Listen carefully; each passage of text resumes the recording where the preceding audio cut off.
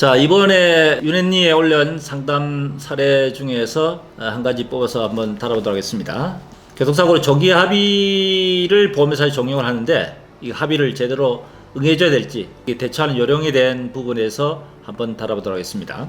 이번 사례는 지금 나이가 지금 36세 되시는 남자분이신데 사고 경위가 지금 T자 도로 골목길에 내리막길에서 얼음길에 미끄러져서 다시 바닥을 은금은 기어 내려가는 상황에서 오른쪽에서 서행하던 승용차에 지금 부딪혀가지고 양쪽 무릎을 심하게 다쳤습니다. 무릎 검사를 해보니까 무릎에 고평부 함몰 분쇄골절 및 연골 손상이라고 이런 진단을 받았네요.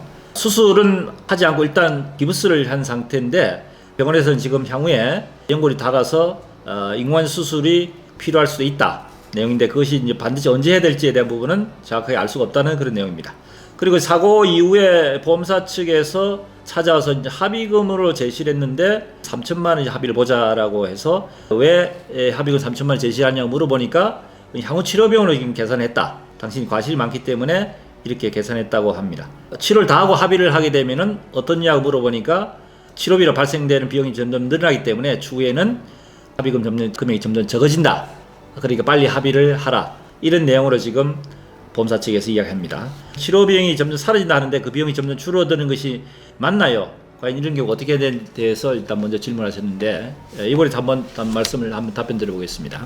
이분 같은 경우에 이제 과실이 문제가 될 수 있는데 사고 내용을 봤을 때는 거의 과실이 그리 많지는 않은 것 같습니다만 보험사 측에서는 과실을 상당히 한 30% 이상이 잡고 있는 것 같습니다. 이분이 나이가 젊지만은 보험사 입장에서는 무릎 고평부 함몰 분쇄골절을 입었는데 지금 바로는 수술을 하지 않았기 때문에 장애에 대한 부분을 보상을 하는 대신에 장기간 동안 치료를 해야 되기 때문에 치료비에서 보상을 받는 것이 유리하다. 이런 내용에서 조기 합의를 지금 적용하고 있는데, 조기 합의에서 보험사 측이 하는 일반 형태는 향후에 지금 예상되는 장애 부분에 대한 것을 보상을 추후에 별도로 해주는 단서를 명기를 하고 장기간 동안 치료를 하고 난 뒤에 추후에 합의하는 것 대신에 지금 하게 되면은 향후 치료 비용을 합의금으로 계산해 주고, 만일에 주위에 장애가 발생했을 때는 장애 평가를 해서 다시 별도로 그에 대한 보상을 해주겠다는 단서 명기라고 합의를 종료하는 경우도 많습니다. 이것이 일반적인 조기 합의 형태입니다. 문제는 지금 이 사건 같은 경우에 있어서 조기 합의가 경우에 따라서 필요한 경우,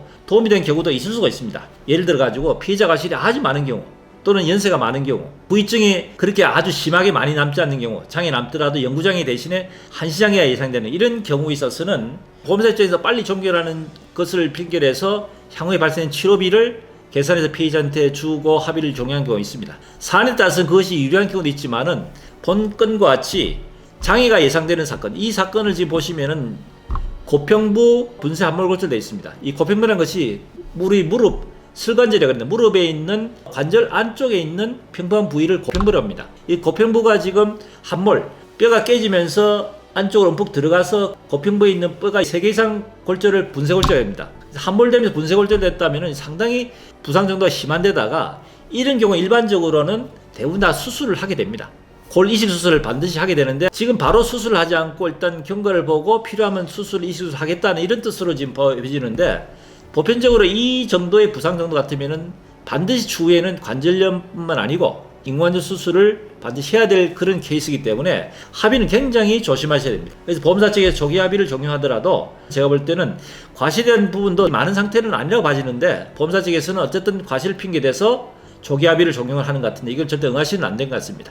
본건은 일단 치료를 충분히 다 하고 과실이 많아서 치료비가 점점 줄어드니까 이런 것을 이해하는 걸 보험사 자기들이 하는 일반적인 자기들 입장에서 하는 얘기지, 피해자 입장에서 굳이 조기 합의를 응할 필요가 없이 충분한 치료 이후에 합의하는 것이 유리하다, 이런 말씀을 드립니다. 기부스를 푼 뒤에 원래대로 회복이 될지 나중에 수술해야 될지 모르는 상태인데 치료 완전히 합의한 뒤에 합의를 해도 괜찮은가에 대한 질문입니다. 질문 내용이 입원을 오래 지금 본인이 해야 될 입장이 아닌 것 같습니다. 그런데 주변에서 기부스를 한 상태이기 때문에 특별히 치료할 게 없으니까 입원해봐야 소용이 없으니까 빨리 지금 퇴원을 해야 되는데, 입원을 계속 하는 거하고 입원을 하지 않는 거하고 보상금에서 차이가 있는지, 이게 대해서 지금 질문하셨네요. 이 부분에 대해서 한번 말씀드리자면은, 피해 보상에는 크게 위자료라는 것이 있고 간병비가 있습니다.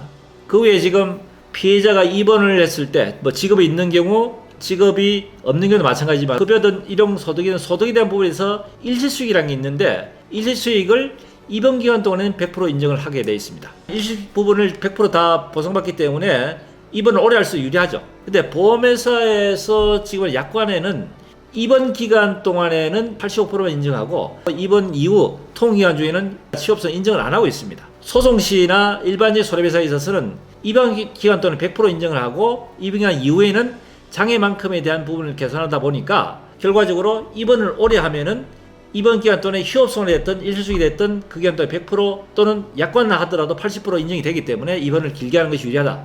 맞습니다.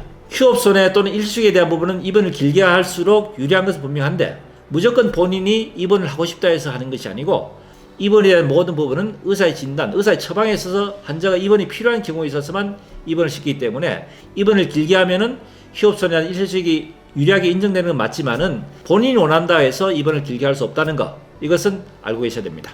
이번 시간에는 피해 보상을 청구하기 위해서 입원을 길게 하는 것이 유리한지 또는 부상의 정도에 대해서 조기 합의를 하는 게 유리한지에 대한 내용을 가지고 살펴봤습니다. 앞으로도 저희들은 상담 사례에 대한 부분에서 피해자분들이 알고자 하는 법, 도움이 되는 부분에 대한 것은 계속해서 다루도록 하겠습니다. 사고 관련해서 상담이 필요한 내용에 대해서는 댓글로도 달아주시면은 저희들이 성실껏 답변 드리도록 하겠습니다. 도움이 되시면 구독, 좋아요, 알림 설정 부탁드리겠습니다.